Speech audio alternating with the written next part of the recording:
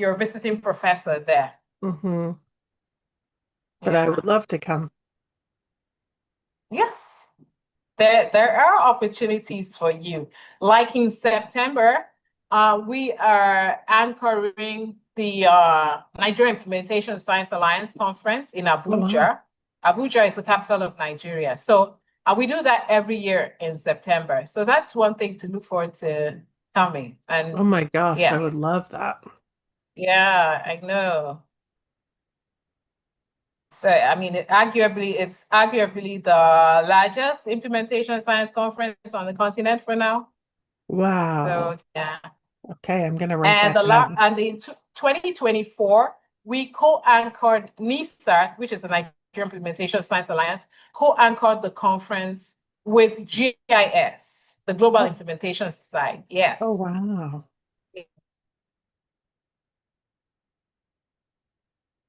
Okay, writing that down.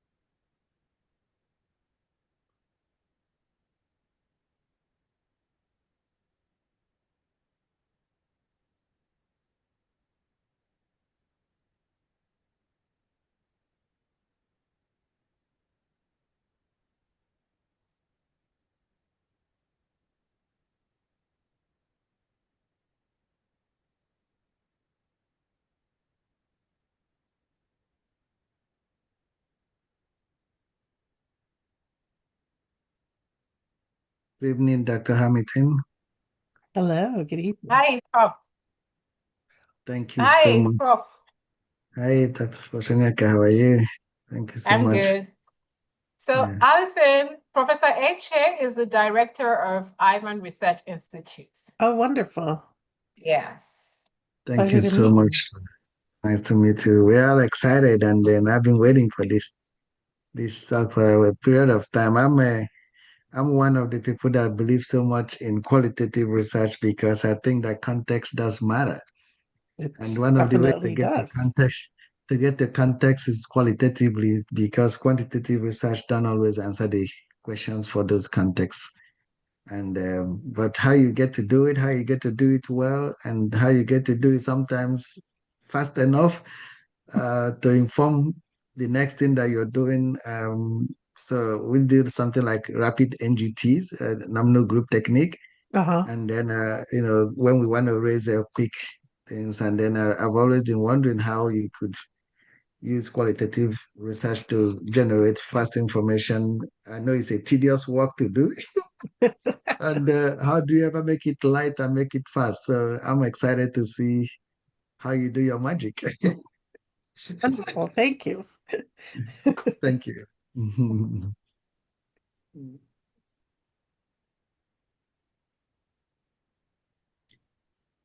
And you are in England, right? No, I'm in the US, Oh, where in the US? in Portland, Oregon. Are you kidding At me? the moment, yeah. Hmm. Yes, actually, we do have a grant with. I don't know. Do you know Jen DeVoe? Name sounds familiar to me. She was the head of family medicine until recently. Oh, okay. Yeah, and, she's the head of Department of Family Medicine. until last month when she stepped down, and then we are both MPI on a project on community screening for hypertension together. This NIH 5-year NIH funded study between Oh, our great. institution and OHSU. So that's nice. Yeah.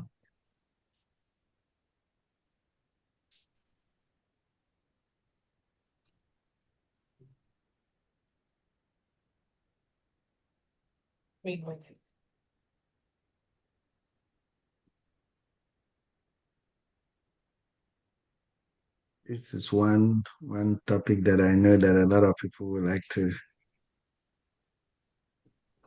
Qualitative research has become something that I don't know if Professor Nyeka told you some of the innovation that we've tried to do. And we have a practice-based research network, Oh, wow. and which, by the way, we learned a lot from Oregon, because Oregon does have a big practice research network that Jen and the team, that's how we actually got to start working together. And we now work with the global PBRN. So the one of the early PBA practice-based research network that was set up by HASA was at OHSU. Oh, okay. Yeah, so we work with them. So we have this practice-based research network of 36 sites, 12 secondary health facilities, which are like county hospitals that are connected to 12 teaching hospitals, universities, and then connected to 12 communities. So these 36 sites makes up the practice-based research network, and is supported by the Nigerian Implementation Science Alliance, which we started with Fogati. So what we've done is that all the 12 sites have a full-time research coordinator, and then we set up a 3-year curriculum to actually train them in qualitative data collection. Oh, wow. So first of all, started to teach about key informant interview for them to be able to do that. Talk about the FGDs. So our qualitative lead, Dr. Arnold, was working with them over time to see if we can actually get them to where if a guide is developed and they are trained on a guide, can they collect that data? And Mm-hmm. that they have done very well. So now we're moving to the next stage to say, okay, to begin to teach them about a little bit of data cleaning, data interpretation, and then, of course, hopefully one data analysis. So it is Wow. a very big capacity in my mind that if we're able to do, we will have the capacity to do what you're talking about, the rapid qualitative research in all the 12 sites. Yeah, Uh, it so, could be a good so fit. yeah, so this is something that we're interested. So beyond today, we hope that there is some opportunity for us to look at what we're doing and maybe what we can do together. Of course, we can have another conversation. Yes, yes. Perfect. Over to you, Professor Nek, and I will go off Okay, video yes. so that attention is back to Okay. Professor Nek. All right. Thank you. So welcome everyone, wherever you're joining from. I would like to say good morning, good afternoon, good evening, and we are in the July webinar series out of Ivan Research Institute, Nigeria. And today we have a very special guest who will be speaking, and I will introduce her shortly to every one of us. And we have in our midst Professor ALISON Hamilton. She's a medical anthropologist and implementation scientist. She also is a professor in the Department of Psychiatry and Biobehavioral Sciences at the University of California, Los Angeles. She's a research career scientist at the Veterans Health Administration in the US, and also an honorary professor in the Department of Psychiatry at the University of Cape Town, South Africa. She will be talking to us today about rapid qualitative research in implementation science. And this is one area that has piqued our interest for many researchers, whether they're early, mid, career researchers. We really want to know how we can gather the evidence quickly, especially when it is qualitative methodology. And today we have the expert in the house, and I'm inviting Professor ALISON to go ahead with her lecture. Thank you, ALISON. Thank you, Professor Anyeka, and thank you again for this very kind invitation. It's such an honor to be here with you all, and I'm so excited for our brief session today. So thank you, everyone who has joined, and I look forward to hearing your thoughts and questions as I share this with you.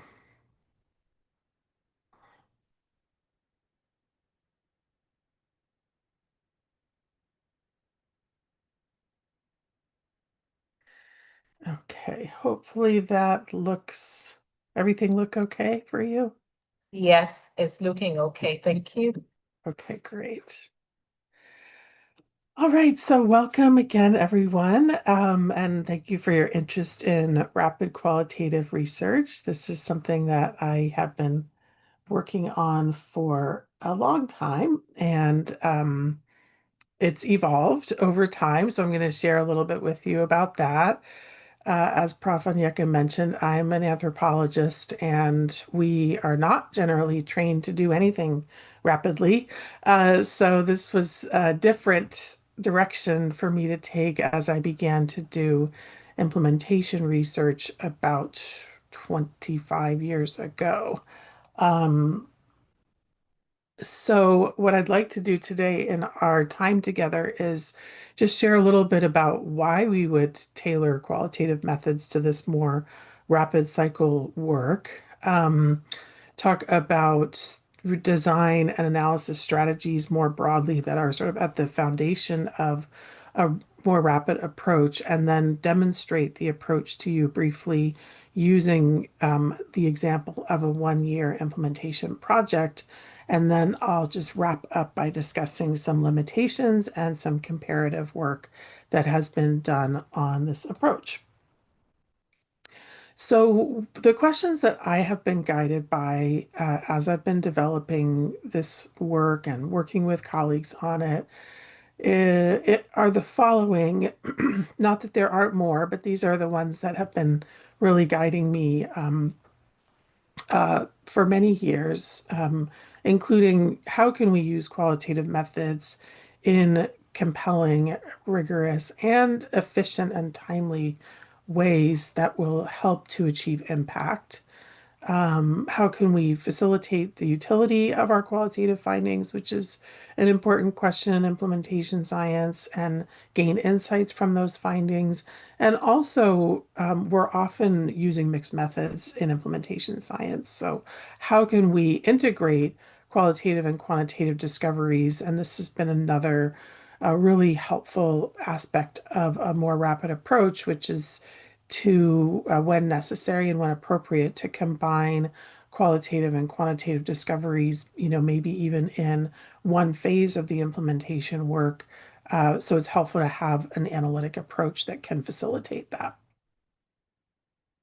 So I didn't invent the idea of doing qualitative work rapidly, just the approach that I'm going to share with you. But there have been other approaches using a rapid assessment style in other types of work and by other colleagues in the field. For example, James Beebe wrote a book many years ago about rapid assessment process and defined this process as an intensive team-based form of qualitative inquiry using triangulation, iterative analysis, and additional data collection to develop a preliminary understanding of the situation. This the rapid assessment process, was used a lot and has been used a lot in situations of crisis, like public health emergencies, situations where there needs to be a very quick turnaround of an understanding of what's happening using qualitative methods. He defined rapid as a minimum of 4 days and maximum of 6 weeks. I typically define rapid projects as projects or phases of projects that are about a year or less. So a lot of the projects that we do on my teams last a year, or it might be that we have a 4 year implementation project and each phase is a year or less. So somewhere in that ballpark, but this approach that I will share with you really works for a number of different timelines, depending on what type of work you do. But even though we are looking to do things in a more rapid fashion, we don't want to be rushed.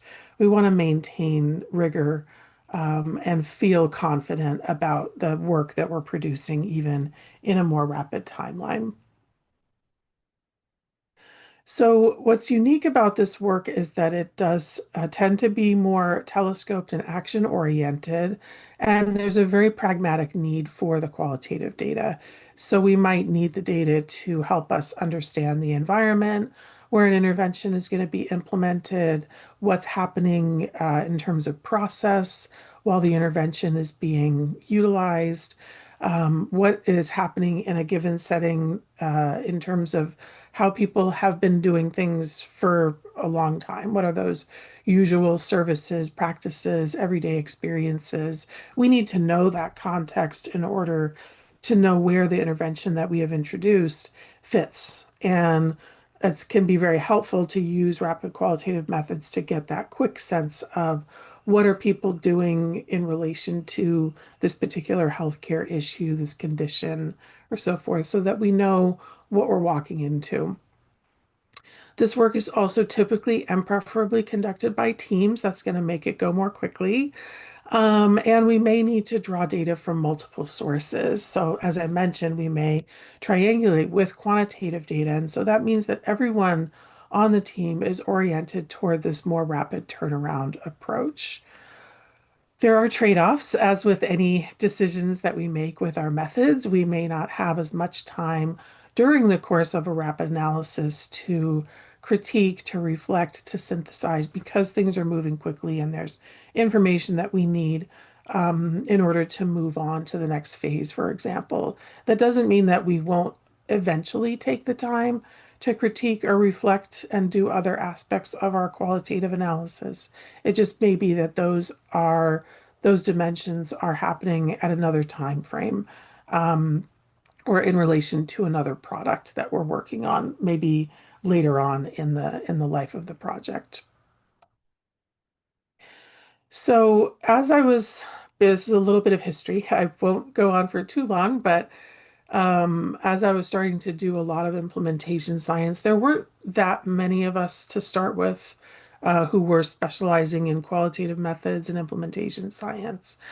And so we met each other and know each other and our friends and began to give talks and pull our work together in terms of figuring out what are we doing differently with qualitative methods in implementation science than we would do in other types of research, other fields.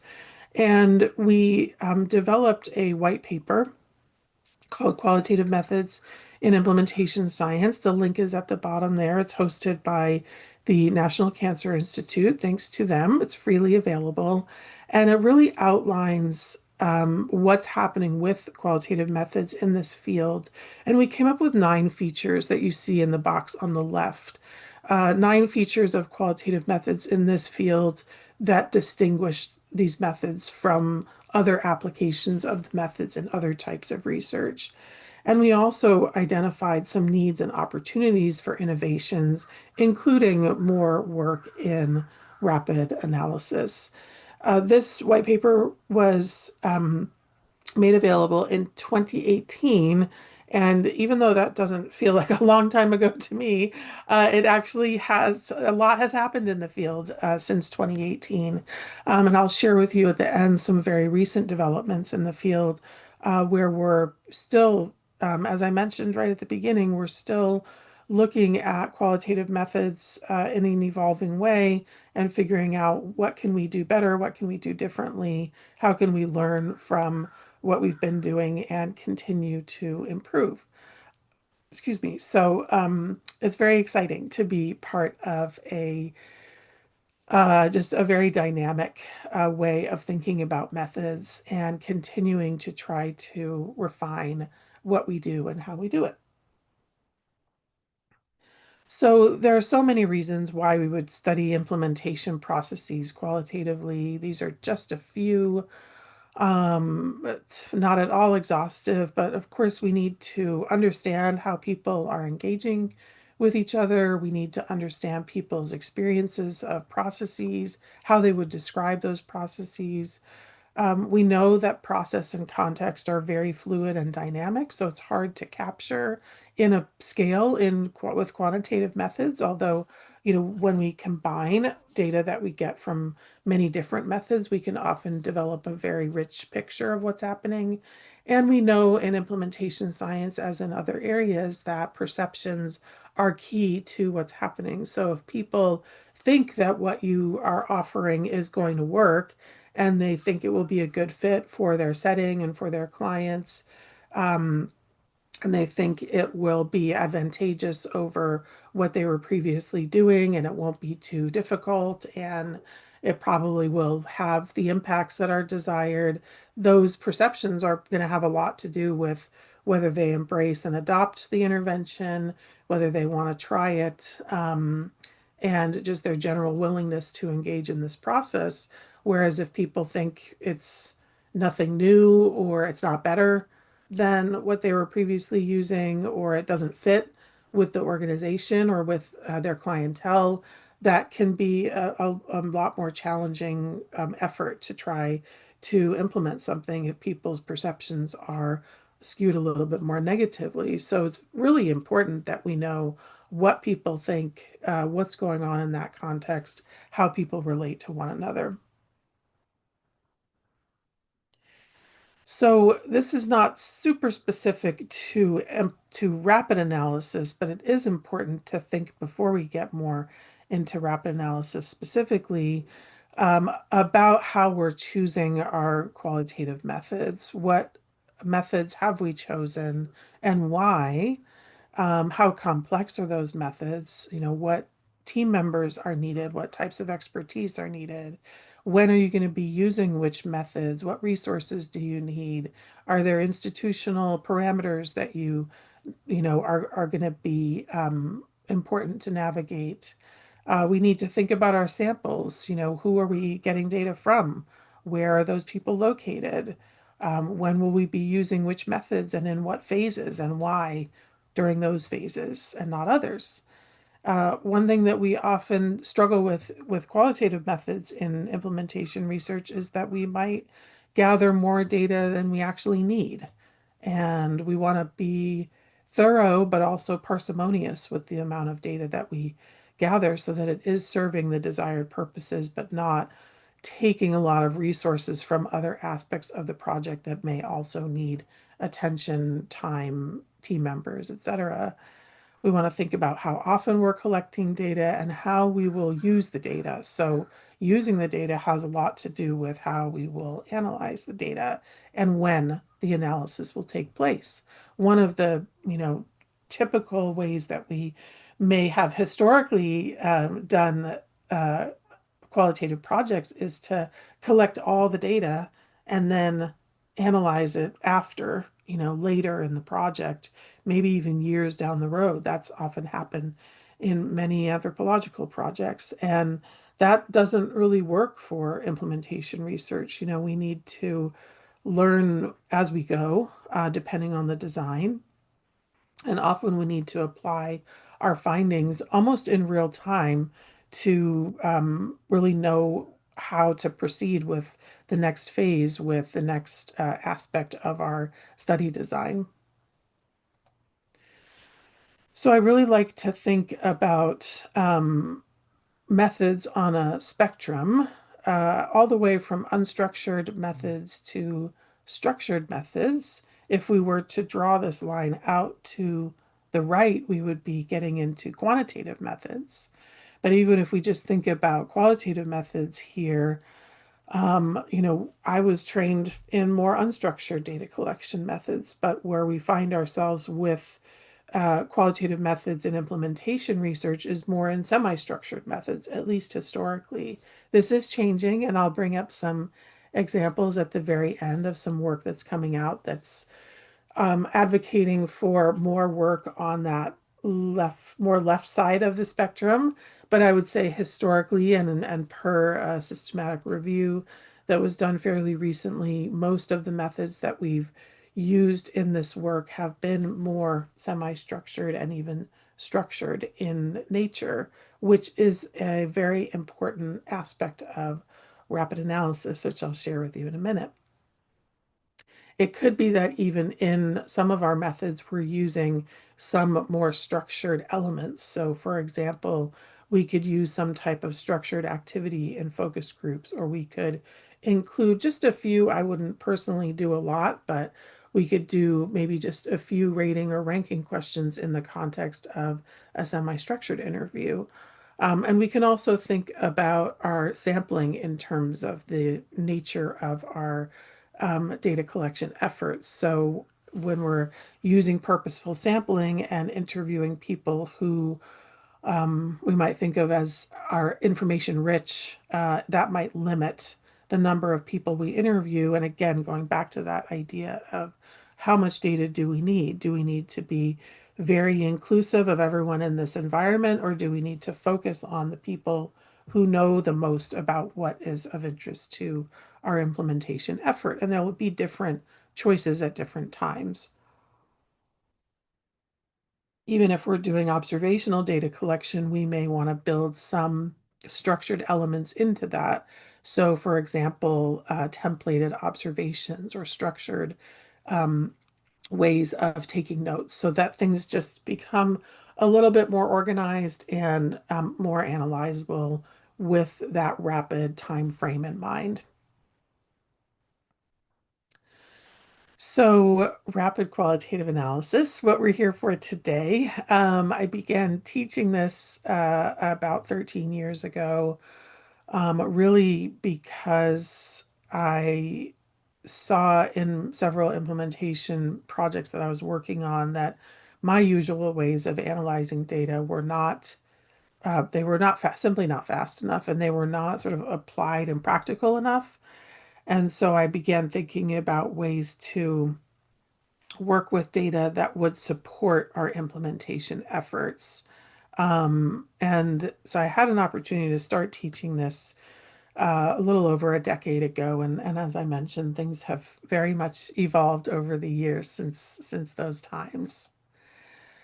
So when we think about rapid analysis, there's this combination of ingredients. We want to have very specific and targeted questions, a prepared team, a feasible approach to data collection and analysis, a clear sense of what we are aiming to generate in terms of our products within the rapid time frame. And then as the backdrop to this is time. So we really need all four of those elements in combination, and we need a strong awareness of what the time frame is. And when I talk about products, this is a really important piece of this, which is that, sometimes our products are academic papers, papers in journals and so forth. And there's no reason why you can't still do those. But they take longer often, and they may not fit as a product within the time frame that you have for your implementation project. So it could be that the papers as products come later, not within your rapid timeline. But within your rapid timeline, what you need is some type of executive summary or presentation, some type of report. And so we want to think about this match between the effort that we're putting in and what we're doing analytically, and how that can translate to the products that are needed, next week or next month. It might, and that is typically not going to be the academic papers within that brief timeline. However, of course, there's time at other points in the project for those types of products to be generated. And many, many papers have now been written. Hundreds of papers have now been written using rapid analysis. So I can definitely confirm that you can publish using rapid analysis. And that's been an area of tremendous growth over the past several years. So if you recall, I shared this spectrum with you a moment ago, and we see it here again because it's important to locate where rapid analysis fits within the spectrum. So you see that in the circle in the middle, rapid analysis fits well in here in that semi-structured to structured part of the spectrum. It is not a good fit for unstructured data, and I think you'll see why as I share it with you briefly. So our analytic tools really need to be matched to our methods options. And we don't, we're going to use different tools for different jobs. So there are other analytic tools that can work really well for more unstructured data, but because of the nature of rapid analysis drawing on structure, it doesn't fit well with data that is unstructured. So for example, life history data, data that are collected without using an interview guide, that falls more on that left side of the spectrum. And that's not where we would want to use rapid analysis. And that's a really key point. I've used, I have several data sets of unstructured data, and I thought, well, why don't I try rapid analysis? And it's not a good fit because the data that you would see on that left side of the spectrum is, it doesn't have, a structure, to use that word. It doesn't have a sort of particular way of being organized. Whereas when we're collecting data in a more semi-structured or structured fashion, there is that very particular way of collecting the data according to the guides that we're using. So this approach that I'm going to share with you momentarily is really it comes from an approach that my colleagues and I have been developing for many years called sort and sift, think and shift, and the reference is there below. Um, and this process, which I won't get into too much, but it involves a very dynamic relationship, a synergistic relationship between diving into the data and stepping back from the data. And it includes principles, influences from many different paradigms and qualitative methods. I think what we saw being people who do a lot of training in qualitative methods, what we have seen over many years is that people can get kind of stuck in one way of analyzing data and feel like if they don't do it in exactly one way, then they must be doing something wrong. And excuse me, and may get very frustrated, but get very annoyed or upset that things are not working exactly according to a particular paradigm. And I think what we've found that is that we need to have a more open set of tools to be able to work with data and not feel like there's only one way of doing things. And so this really embraces principles of grounded theory, phenomenology, case study, etc., to put the data first and engage in this process of going back and forth between being immersed in the data and then sitting back and thinking about what is in the data and what are you going to do with it. So the idea of rapid analysis is to create an inventory of your data contents. So our driving question is what is in the data? And in implementation research, we can organize this by key constructs that come from the framework or frameworks that we have selected. So this, what I'll share with you is a systematic approach to developing an inventory. And we're creating this using a templated summary to generate a sketch of the data collection episode. This sketch or profile or inventory, we can call it any of those, helps to access what's in the data, and in implementation research helps us to focus on what's actionable or informative for the next steps. So if we think about what our data look like, maybe we have a 50-page transcript from an interview. Our inventory or our rapid analysis is going to be a 2 to 3 page guide of what is in that 50-page transcript. So we still have the transcript. We're not doing anything with it. We're not getting rid of it. But we need something that gives us that overview of what is in that 50-page transcript. And that's what we're moving toward with rapid analysis. So these are the steps at a glance. I'm going to take you through these briefly. But I like them to just be on one slide so you have access to the steps. And there is a YouTube video that is a little bit longer than our session today that goes through this, and you'll see a link to that later. But what this involves is really developing that structure for the template to summarize the data, and then taking a number of steps to make sure that it works as we move toward summarizing all of our transcripts. So I'm going to walk you through these. The most important thing to note here is that I have broken this down into a set of steps, but there's a lot of tailoring that's possible here. So the steps help when I'm teaching, but I don't want anyone to feel like there's exactly one way to do this. And if I don't do it in that exact way, I must be doing something wrong.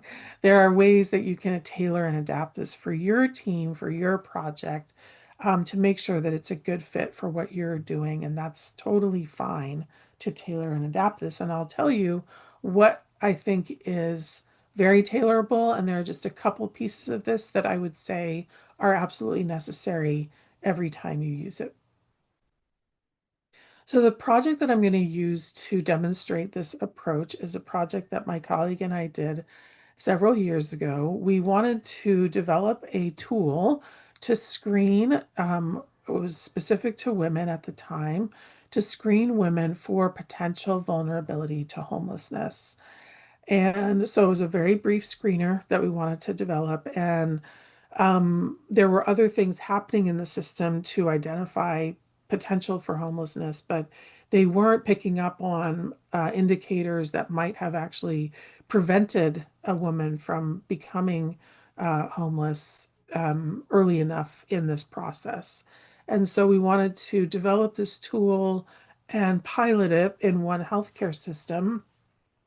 We use the Consolidated Framework for Implementation Research, which you all might be familiar with, the CFIR, and use that to really organize our aims. And the idea was to assess knowledge, attitudes, and beliefs about this tool and patient understanding of the tool, educate people on how to use it, try it, get feedback, and then refine it, get more feedback, and try it again.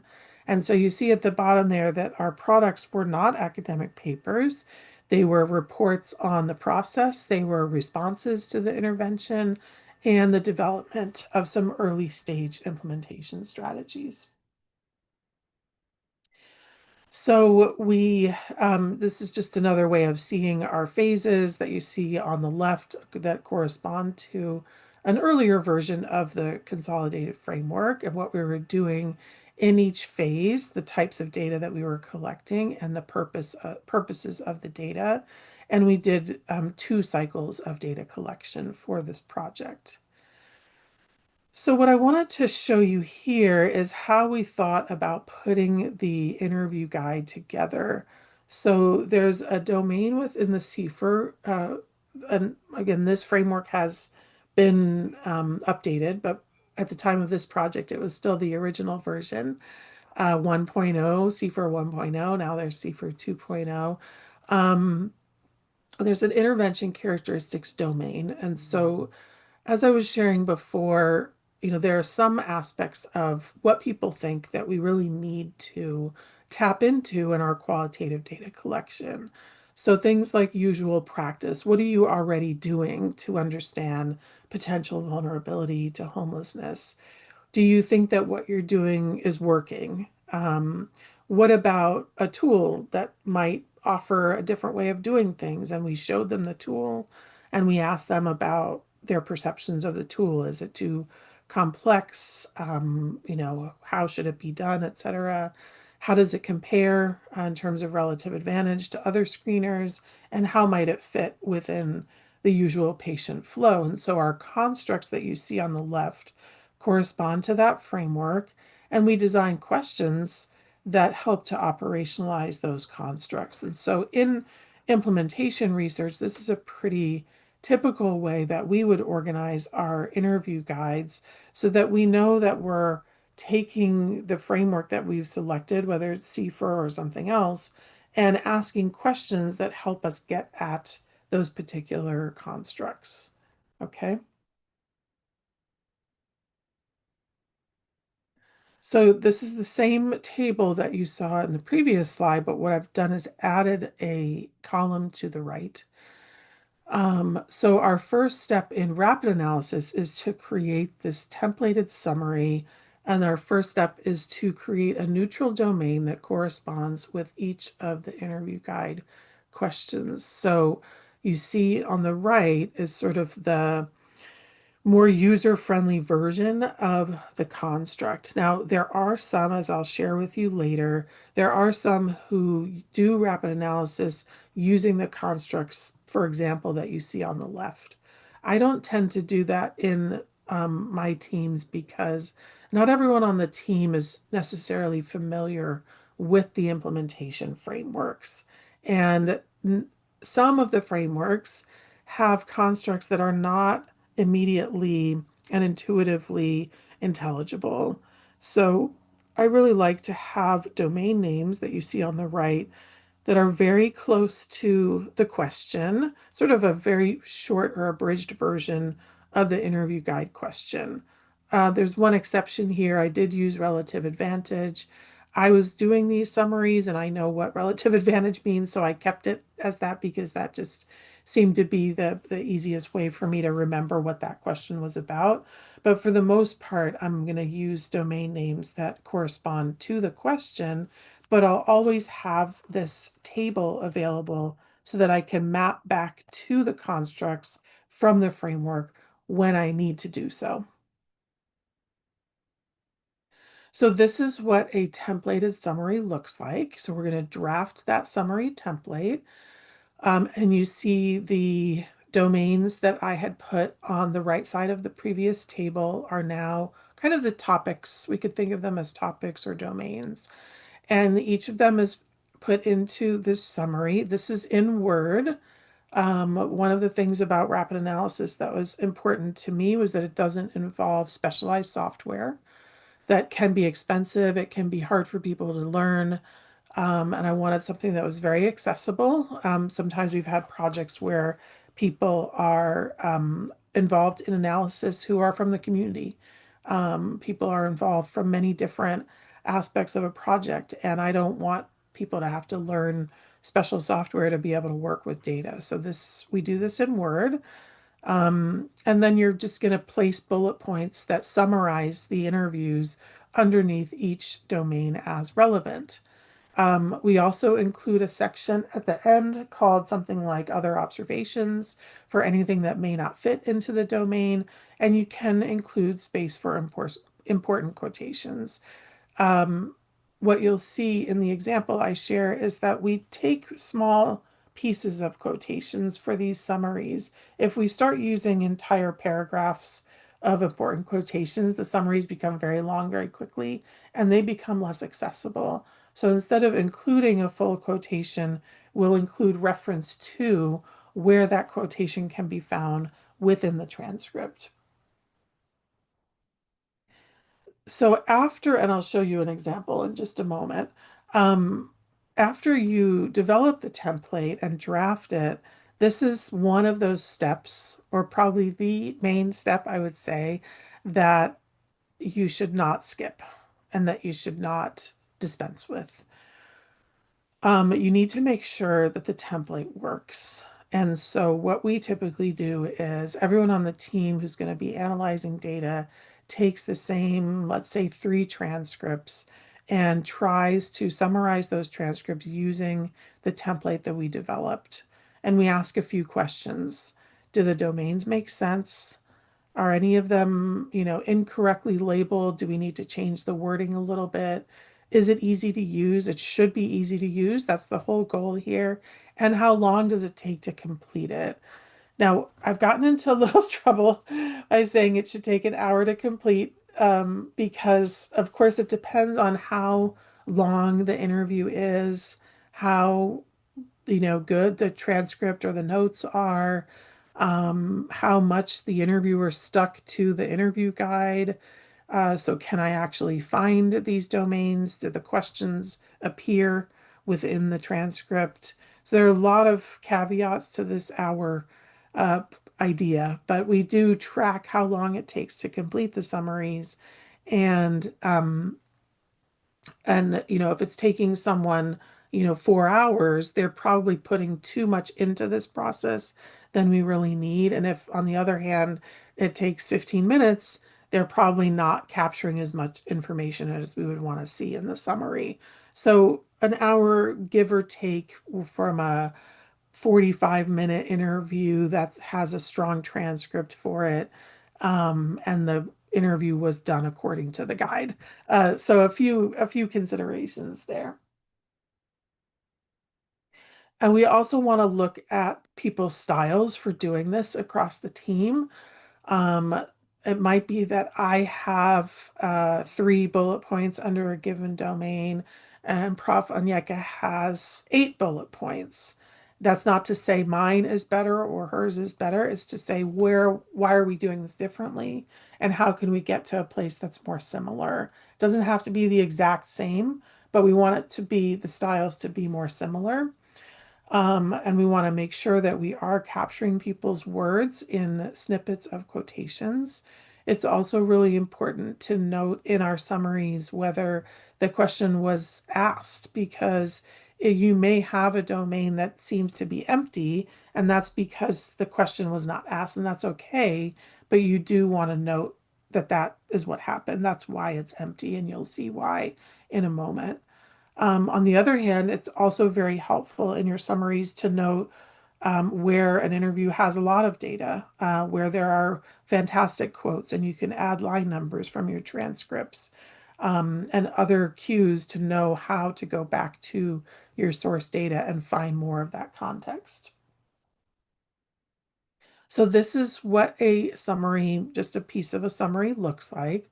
After you've established that consistency, then you can divide up the transcripts or the data across the team, and you can be strategic about that. Each person could take a different role or a different site's worth of data.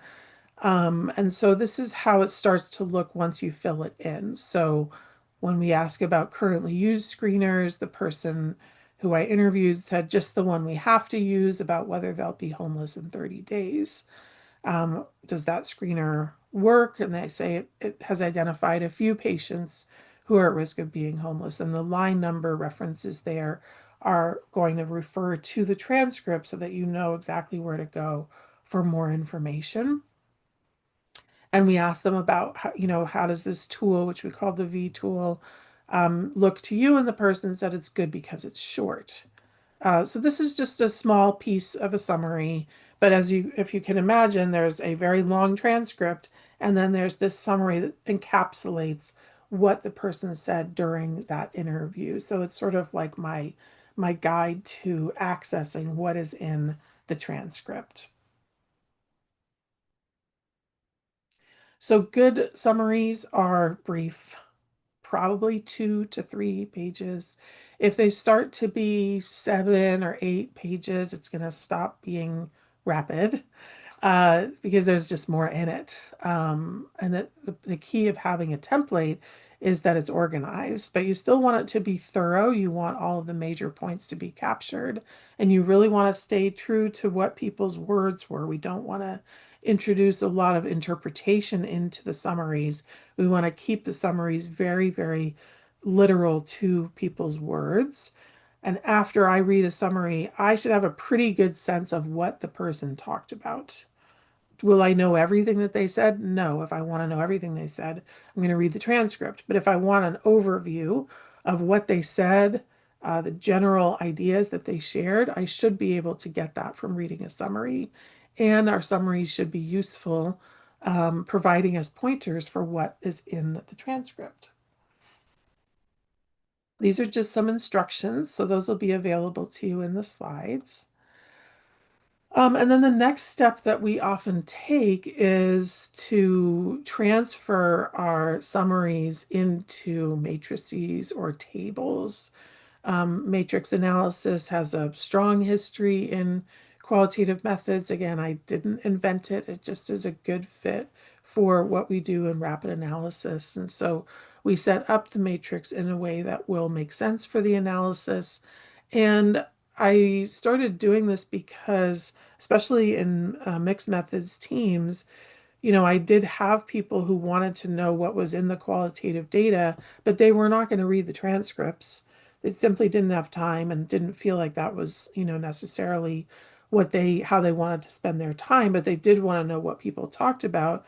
And so I started to find that as I shared these matrices with my quantitative team members, especially, they really appreciated it because they could get that sense of what's in the qualitative data after we had already done the process of condensing it into these matrices.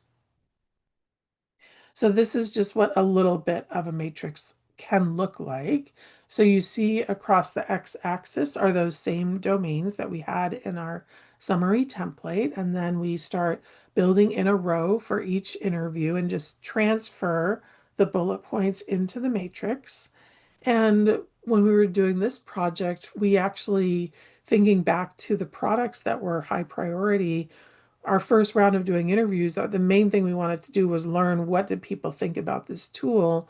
And so we only took the far right column, what did everyone say about the format, and made refinements to the tool and then piloted again. So you can see very much at a glance, people like that it's short. That was good. We did something right there. But they were also concerned about what was going to happen with people's responses. So if we have patients who indicate that they do have risk factors for homelessness, what's going to happen next? And am I still doing this screener and the other one we're doing? So a few different things came up there that we really needed to address in rapid fashion to be able to move forward and make this screener something that would be usable in the healthcare system. So matrices there's so much to say about them, but just to go over it quickly so we can have a few minutes for discussion, matrices can do a lot for us. They can help us to see what's in the data pretty quickly, and help us to see where there is variation, where there are gaps. This is why we don't want to leave any domain blank, is because we don't want blank cells in our matrices. We can use the matrix to develop memos to learn, and do more of that interpretive work that maybe we hadn't done as much of up to this point. And we often develop lots of summaries of summaries. So summaries of different domains or of what's happening at different sites or different types of respondents. So we have many summaries of summaries. And in general, with your rapid analysis, this can really help with dividing up the labor of reviewing transcripts. People who are trained can do this, and don't necessarily have to have advanced degrees or a lot of experience with qualitative methods. At the heart of it, we're getting this accessible understanding of what's in the data, and our summaries can really help us to move through different phases of data collection. We can move back and forth between our data and the framework that we've selected. We can prepare lots of different products, and we can move toward using other analytic tools such as codes. There are limitations to this process. As I mentioned, this is not well suited for unstructured data. It is less reliant on quotes. I'm just going to pick up a couple of these points here. And we don't want it to serve as a substitute for richly engaging with our data. The approach has been compared to other analytic approaches. So my colleague Andrea Nevedal, for example, compared a more traditional coding approach to rapid analysis and found that the time to do the analysis was greatly reduced with the rapid analysis. And both approaches met the project goal, but the rapid approach allowed the team to share results more quickly with their partners, which is important in a lot of the implementation work we do.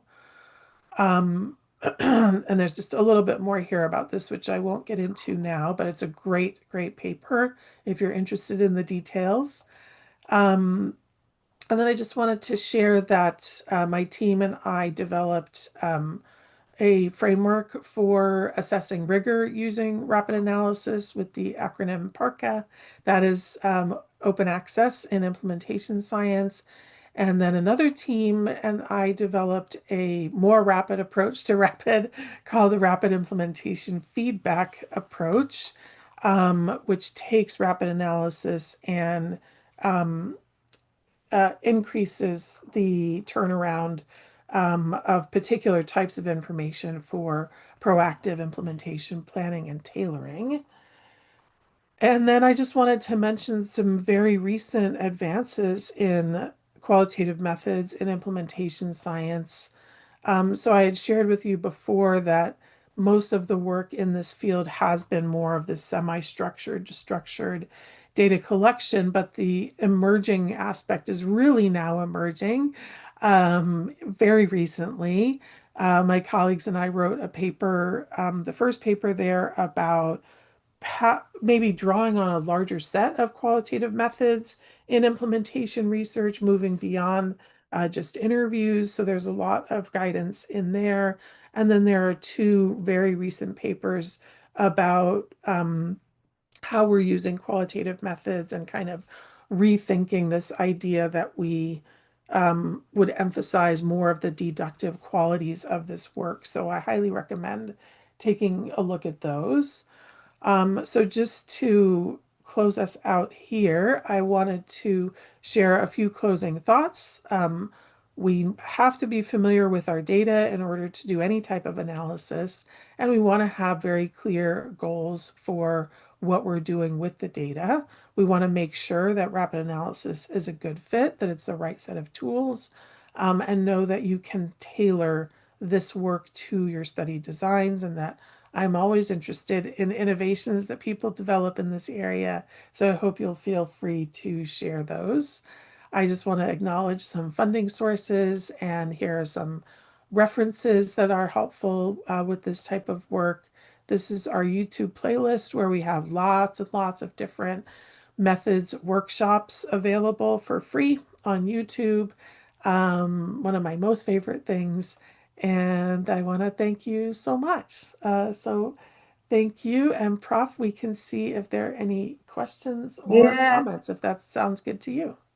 Yeah, thank you so much, Professor Allison. This has been very interesting. I know that many of us have been, like Professor Eche said, we've been looking forward to this webinar and looking forward to you speak. So thank you so much. My pleasure. Right now, while we wait for people to put their questions in the Q&A, I have a few of mine, and I know Prof. Eche has a few of his. So let me start with my questions. So I saw that in your first two slides, you mentioned that rapid is not rushed, right? So if rapid is not rushed, and you have a range of, you say, minimum of 4 days and a maximum of 6 weeks, doesn't it make rapid qualitative research very subjective? You know, ordinarily it is qualitative methodology is subjective. But then now, if you have that range that we expect people to do their rapid qualitative methodology within that time frame, wouldn't it make it even more subjective?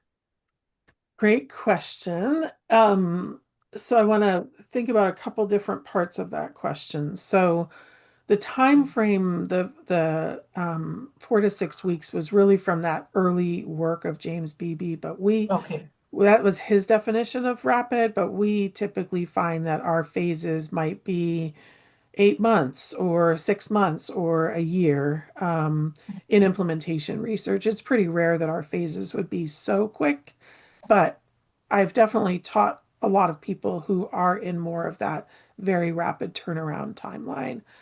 I don't know that the time frame makes the work more or less subjective. I think what we want to make sure to do is still be methodical in our data collection and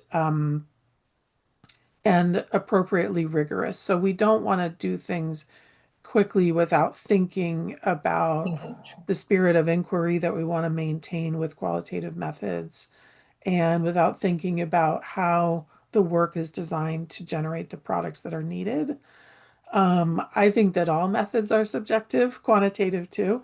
That's just my my opinion. We may have different philosophical perspectives, about what is more or less subjective, but we're always putting our priorities into the ways that we frame data collection. We're thinking about what questions to ask people, how to ask those questions, who to ask the questions of. And these are all choices that we're making as humans that involve subjective decision making, even if we're thinking about what measure to use or what Mhm. survey to use, what questions to include in a survey. We are, bringing in our perspectives and our subjectivities. I think what we want to do in qualitative methods, and often what we're trained to do is be very reflexive about that and think about, why did we make those choices? What does our background and training have to do with the way that we're approaching different projects? So I think it's something we always need to pay attention to and to document. I think we need to do it in projects using a wide range of methods. Um, and I think that uh, to your point, I think when we're doing things more rapidly, there we need to maintain that sense of intentionality. So not doing things so quickly that we're just not even thinking about the subjective nature of what we're doing, and we're not thinking about the impacts of the work that we're engaged in. So I think it's probably important to be mindful of that when we are going at a faster pace, because Mm. it can, you can lean toward not, I guess, to put it simply, like, you could lean toward not really thinking about what you're doing because you're doing it quickly. And Quickly, that's what we yeah. want to guard against, is still Okay. thinking critically, thinking constructively about what we're doing and the choices we're making, even if Mm. time is very compressed. But it's a Mm. really, really great Mm. question, and something to be really mindful of. Okay, I have, just before Professor H asks his question, I have another one. So I saw on your slide where you talked about developing a common language for qualitative methods in implementation science. Mhm. Can you just throw a bit more light on that? What are some of these common language for qualitative methods in implementation science? That's a wonderful question. Thank you for picking up on that. I think, like, if I tend to like to draw on something concrete. And so if we think about something like context, which we were even talking about before the session started, context can mean a lot of different things in different fields. Like, the way I would think about context as an anthropologist might differ from how a sociologist thinks about it, or a physician thinks about it, etc. And I think when we're, so much of this field, since it is relatively new, has to do Mm. with the ways that we're using terms, the semantics of the work that we do, and when we are using different phrases, rapid analysis, or context, and the application of theories, models, and frameworks, thinking about implementation strategies, these some of the cornerstones of this work. I think it can Okay. really help to embed our qualitative methods thinking within the frameworks that are kind of growing and evolving within the field. Mm. And I think, because it is, I mean, yes, the field's been around for about 20 years, but relative to other fields, that's still pretty young. And so language and terms still can get confusing. And the more that we can do to be consistent, I think, not be dogmatic in the sense of saying everyone has to use such and such term, but more consistency in our language, I think, can really help with bringing new people to the field, doing the work in a consistent fashion, bringing rigor to it. And language has a lot to do with that. Okay. And lastly, do you see a future where there's a software that's developed specifically for rapid qualitative research, or do you think maybe it's not necessary? It's another great question.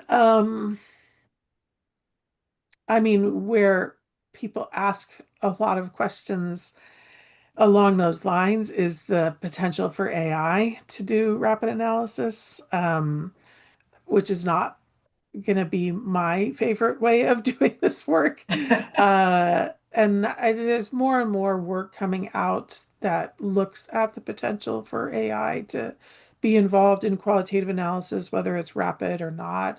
Many different, perspectives and viewpoints about this. Some categorically saying never, ever, ever. Others saying maybe. Others saying we've got to do this. So we'll always have different viewpoints on the role of Yes. AI. I I guess I'm old school in the sense that I still feel like the things that we bring to this work as social scientists are really valuable and important, and aspects of humanity that we bring into this work that can't be replicated by non-human, inputs. However, I know that there are some advantages to, introducing AI into this work. I'm still skeptical, I will say. That's just me. That's not discouraging anyone from trying it. It's just more, I want to look at what's gained, and I also want to look at potentially what's lost. And what are we comfortable with, and what's going to be a good fit for a given project. But in terms of other types of software, as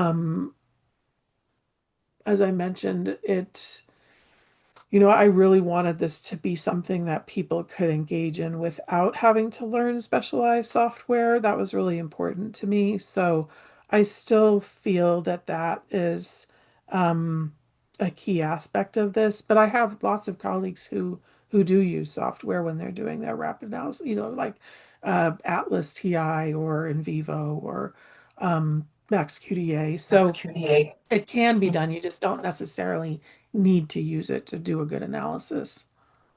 Okay. Okay. Over to you, Professor. Thank you so much. Thank you. And I just listening as I don't think you can talk about the work we do these days without bringing in AI because it's changing the way we do things. But this kind of innovation or circumstances always make us think and generate two ideas. For example, for me, for over the past 2 decades, if I wanted to do anything qualitatively, it was all done in person. We do a focus group. I feel like you can even feel things in the room. And that's the only way that I believed that any qualitative work can be done until the pandemic happened. Right. And I was stuck in New York, and my team was stuck in Nigeria, and we had to generate information on a grant application. So we decided to do a rapid NGT, a nominal group technique. So, and it was our first paper that we published on that, but it became soon our go-to area to be able to generate preliminary studies. So when I hear you talk about rapid qualitative analysis, I step back and I say, you're not talking about rapid qualitative data collection. You're talking about rapid qualitative analysis. So my question is it that you still do the regular way you collect the data, only that you apply a rapid analysis to the data, huge data that you collected? Or is it a different design to even how you collect the data itself? So it's not just how will I say, it's not just a rapid qualitative analysis, but it's actually a rapid qualitative study because it's different from how you collect the data from how you collect the other one, and different in how you analyze it. So how you collect it matter. It's not just that somebody can do what they do with qualitative analysis and then I can apply the rapid qualitative analysis. So how do you separate those two things? It's such a good question. You're tapping into something I've been thinking about for a long time, because when I've taught this course in a more lengthy fashion, I talk about qualitative methods in rapid turnaround research, which is different than rapid qualitative analysis or rapid qualitative methods. So you're really picking up on a distinction that I have had variable success in maintaining over the years. I do think that there are some key parts of design that are important for the rapid analysis specificity. So, for example, the points I was making about semi-structured data collection, that's a really key feature to be a good fit with rapid qualitative analysis. Another way in which you might shift your design for more rapid work is to limit your sample, to limit the scope and scale of your data collection instruments, to be really specific about the products that you're aiming to generate from your analysis. So there are elements that can be, I would say, kind of contained, and you can place parameters around elements of your overall qualitative project that facilitate the application of rapid qualitative analysis. And there are some designs that are just not a good fit for rapid analysis. But you're completely right that a lot of what we do with our methods is going to be the same, whether we're using rapid analysis or not. And of course, if we have a transcript that was, a data collection effort that was done using semi-structured methods, we could use another set of analytic tools and not rapid analysis. We could use coding, we could write memos, etc., diagramming. And a lot of people that I work with do that. They use different tools at different times for different products. So I think, that I, I I have always wanted this to be something where people will bring the rigorous principles of qualitative methods to this work, but then look at whether the rapid analysis piece of it is a good fit for the data. And I've definitely had a lot of people come to my courses and say, well, I collected data without knowing about rapid analysis, but now can I use it because I've never analyzed the data, or I got really overwhelmed with my codes or whatever it is. And I ask, how was the data collected? Did you use semi-structured data collection methods? Was there a consistent approach to data collection? If so, then the rapid analysis might actually be a good fit, even though the project was not designed originally for that approach. Where I don't find that it fits, though, is in that more unstructured type of data collection. So that would be sort of the main part where those types of qualitative methods aren't a good match for the rapid analysis. But that's a question I would be happy to talk about like all day long. Thank you so much. I have one more question, but I would defer to the question that is on Q&A. So if there is Yeah, a okay, question on the yes, Q&A, we'll yes, stop. okay. But There is a question, but I think Prof. H.A., I think you might be the one to answer it. But before then, please, everyone, go to the chat now. That we would be happy for you to give us a feedback on this webinar. Just go and click on the link and fill the form while you're here.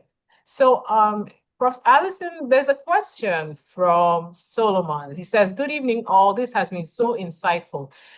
Just a question, how does this innovation, and I guess the innovation is a rapid qualitative methodology, how does this innovation reach out to African countries, especially Nigeria, having in mind that data collection in Nigeria is shallow?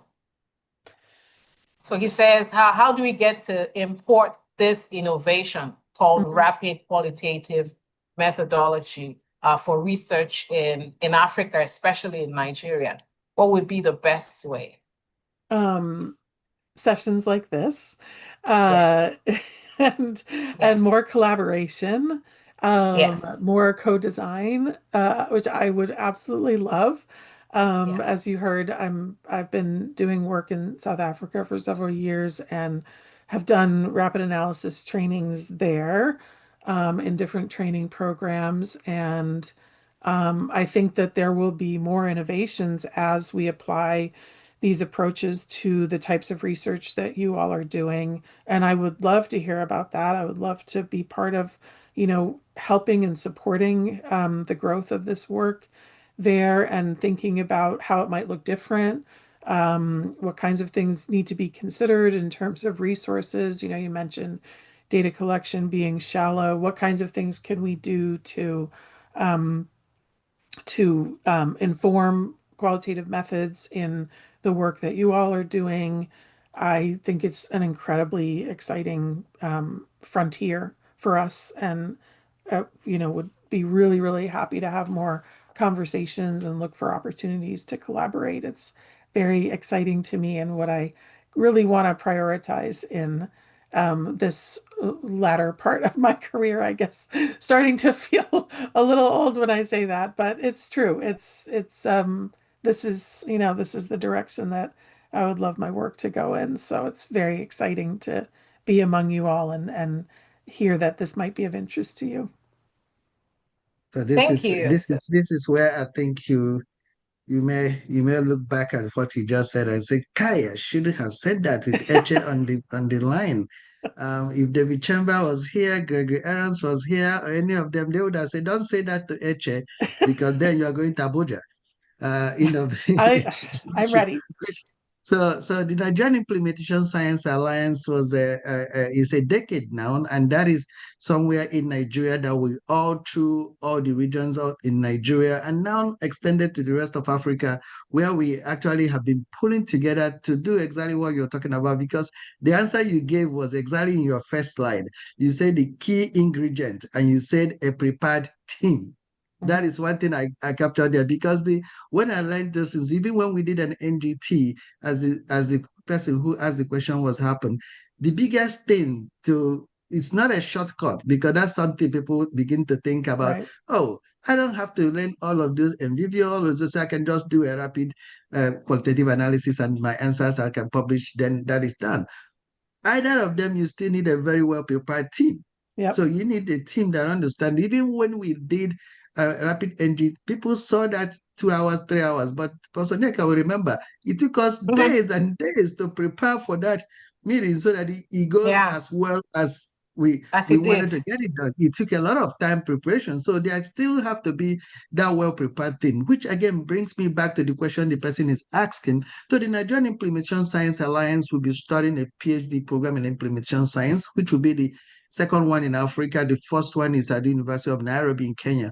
But we're trying to get something in West Africa where it's becoming more difficult for a lot of our country people to travel and study abroad. And we wanted to bring the abroad to them. So Yep. what we promised at NISA is that if we can go to America, we'll bring America to Nigeria. So we are hoping that you can come and help us build that team that we are talking about. And we will give you a very big spot at NISA conference because I'm sure it will be a full room.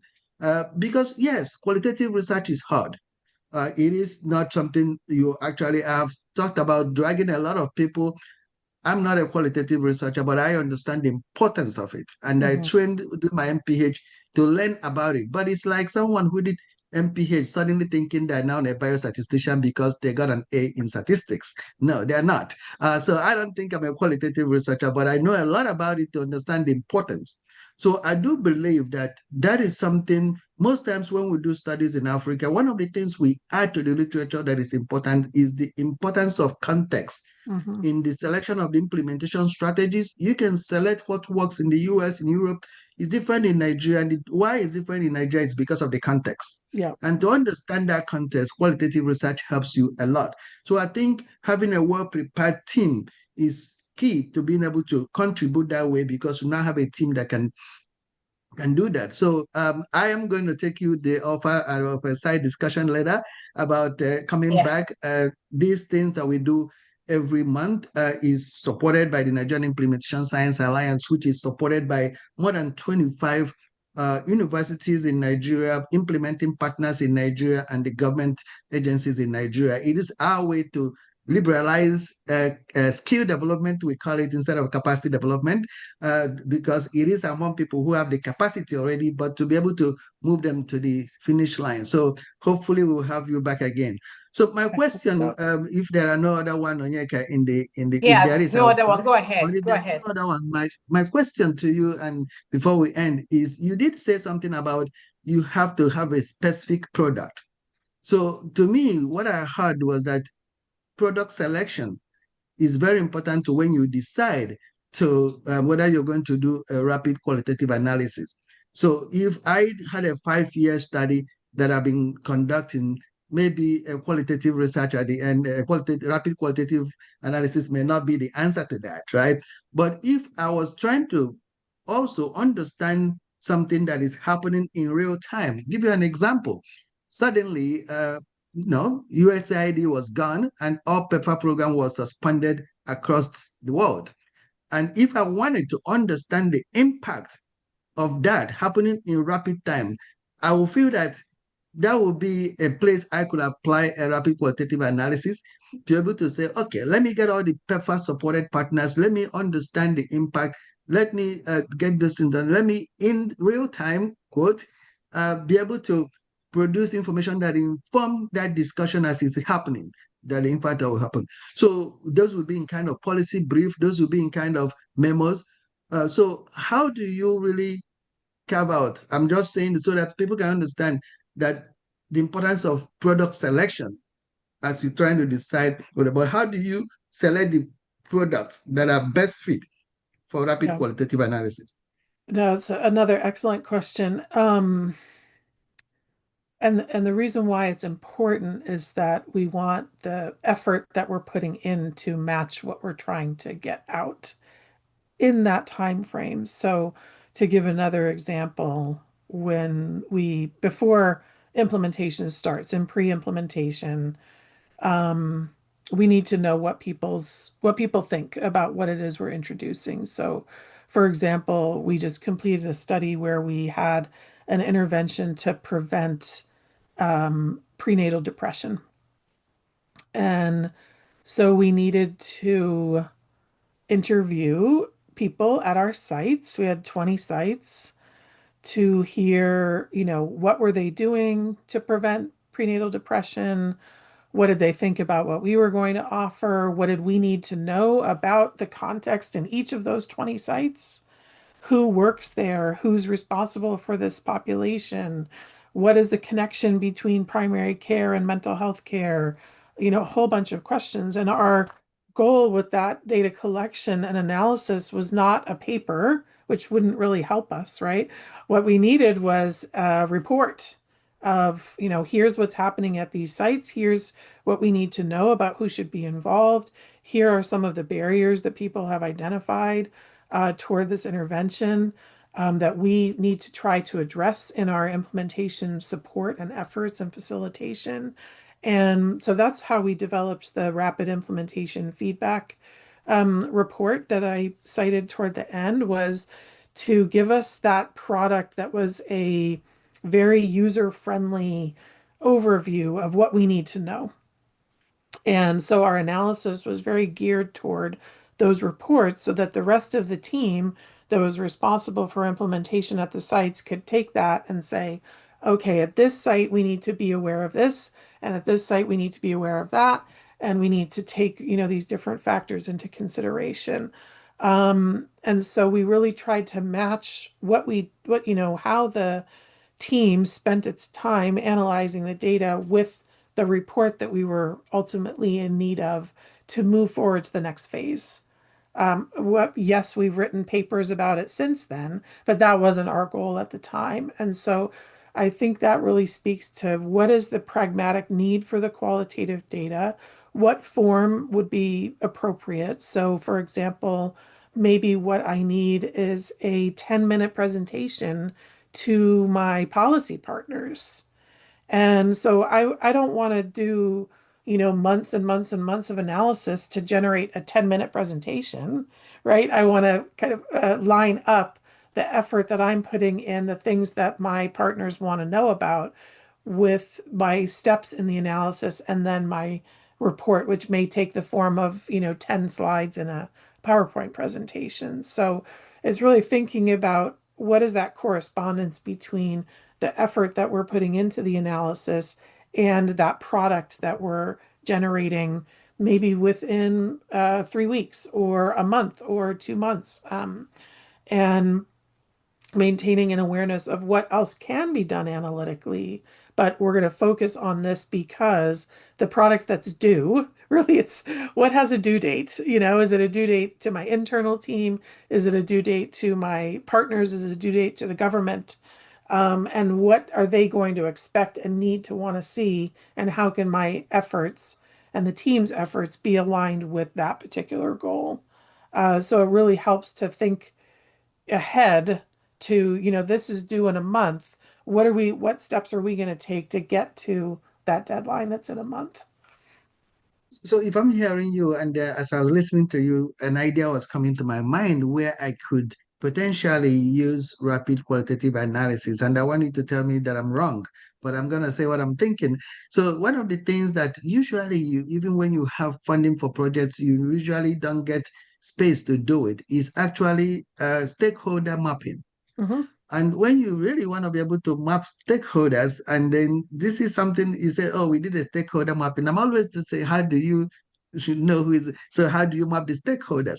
But I'm thinking that this can be a very good way of almost like did I call it a snowball, where you get one person and then you have a rapid qualitative information from, and they'll be able to say, who else do you think is involved in this space, or should I Yep. contact in this space? And you keep being able to snowball and be able to get that. Would that be a place you could say that you use rapid quantitative analysis for stakeholder mapping?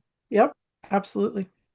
Yep. Okay. And of course, it Okay. just goes back to how you collect the data. So if the data give you the information you need for the stakeholder mapping, and your rapid analysis is geared toward that mapping, or like a network analysis, for example, Mhm.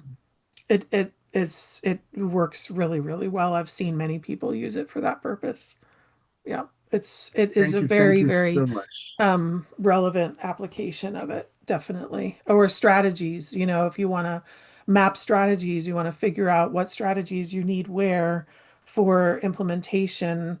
Again, your data collection has to be able to support the analysis. So you have to ask the right questions, basically, to get the data to be able to do the mapping. So it does go back to your data collection, but then if you've got the right questions, then the analysis can really support that. Absolutely.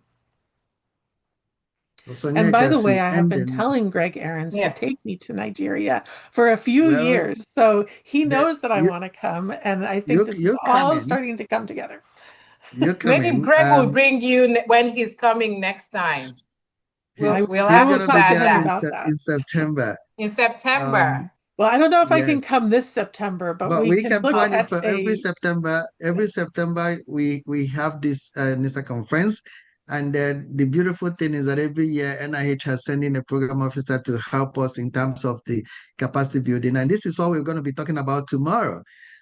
So the National Cancer Institute is putting this, thinking about building the pipeline, the institutional approaches to introductory implementation science training. And this is going to be a discussion tomorrow. So if you have time, it would be nice to join it, because I want to hear what you're going to hear is a different perspective. So we have Sarah Becker that is talking from Northwestern University. And you all have Jeremiah Brown from the Damont School of Medicine. And I'm going to be there discussing about the Nigerian Implementation Science Alliance and how we basically try to do this training through what we are just doing here, sensitize people. I'm certain that some people, this will be the first time they've heard about rapid qualitative analysis. So that will Yeah. make them go back, search the information, get information, go to your YouTube and listen to this presentation again. So one of the things, there are so many different ways individual institutions have been trying to do that, but the Nigerian Implementation Science Alliance have taken a multi-pronged approach. And one of those approaches is what we're doing. And we're very grateful. We don't have a huge faculty in Nigeria. So we have relied on a global faculty, but also each time we pair them with our local investigators and researchers, because we understand that context does matter. And that's one of the things that we hope that over time we can work with you on something. But if anyone has a time tomorrow, it would be nice to join and hear differently how different places go about skill and capacity building. But today we are really very Prof, happy is that it you're here. tomorrow or today? Is it tomorrow or It's today? Tuesday. It's Tuesday. Tuesday, Tuesday. and Okay, it's on our 7:30 website. p.m. Yes. Nigerian time. Yes. Yeah. Okay. Thank you. Thank you so much, Professor Allison. Oh, This has thank been you. very, very enlightening. Thank you so much. And I mean, this is the start of a big collaboration. There is a I see question on many the of us Q&A. here. There's Oh, a okay. question Is on the there one? Q&A. I don't want to. There's a Yes, I question do there. want to Yeah. respond to that. Yes. Okay. So Rosemary is saying she would want to know the difference between qualitative research and rapid qualitative research. Yeah, I think of it as rapid qualitative work is a part of the overall effort of qualitative work. So, not all work that we do with qualitative methods needs to be rapid. There's a lot of work we would do that isn't rapid. There's a lot of work that would be a better fit for other analytic tools, other paradigms. So, for example, grounded theory and rapid qualitative analysis are not, they don't go together well, because grounded theory is going to involve a different type of data collection. It's going to serve different purposes. There are aspects of grounded theory that I think are really interesting to consider in the context of rapid qualitative methods. But I think if we think about two circles, there's sort of the big circle of qualitative research, and then a small circle within qualitative research would be rapid qualitative work, which has a much more practical, applied, pragmatic dimension to it that serves purposes in particular types of research where you need to use qualitative methods more quickly to be able to get very specific, practical questions answered. But of course, not all the questions that we ask of qualitative methods are going to be practical, applied, very concrete, pragmatic questions. So it's just one part of the overall effort in qualitative methods to ask, questions that are best asked using qualitative data collection techniques. And if you have projects that are kind of time sensitive in nature, that have very specific questions that need to be asked and answered, rapid can be a good option for you within a lot of the bigger toolkit for rapid methods in general. I hope that helps to clarify. Thank I you think so you said much. it Thank all. you so much, Professor Allison. My Thank you. pleasure. Thank you Yes, for yes. having me, and Thank I look you. forward to talking again. Yeah, sure. Definitely, We will reach definitely. out. Thank you. Okay, wonderful. Yes. Thank you so much. Take Thank care, you. And everyone. thank you to everyone who stayed back. If you look at the chat, we have the link to the meeting tomorrow that Professor Eche talked about, looking at implementation science training. And he's one of our speakers at that event. So please register. Is 7:30 Nigerian time, I believe. Yes, it is. And we'll see everyone in there. Thank you for attending, and we'll see you next month with the August monthly webinar. And take care until then. Bye-bye. Thanks, everyone. Thanks, Bye. Allison. Thank Everyone, Bye. bye. you. Bye.